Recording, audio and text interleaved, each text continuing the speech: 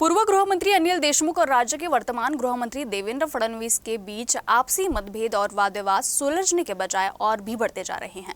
भाजपा नेता परिणय फुके ने इस पूरे विवाद को अनिल देशमुख का चुनावी स्टंट बताया है। नागपुर में मीडिया से बात करते हुए परिणय फुके ने कहा कि चुनाव को देखते हुए अनिल देशमुख अपने राजनीतिक मकसद से फडणवीस पर आरोप लगा रहे हैं। बघा, असं आहे, अनिल देशमुख जेलमधनं बाहेर येऊन मला वाटतं 2 वर्ष झाले आणि 2 वर्षापासून त्यांनी एक शब्द या संदर्भात कुठेही बोलले नाही, कुठेही वाच्यता केली नाही आणि लगेच निवडणुका आल्या, 2 महिन्यावर निवडणुका आहे आणि त्यावेळेस या प्रकारचे आरोप करणे म्हणजे हे राजकीय हेतू मनात ठेवूनच या सगळ्या प्रकार हे चालू आहे आणि त्यांच्या मतदारसंघामध्ये, काटोल मतदारसंघामध्ये लोक त्यांच्या फार विरोधात आहे।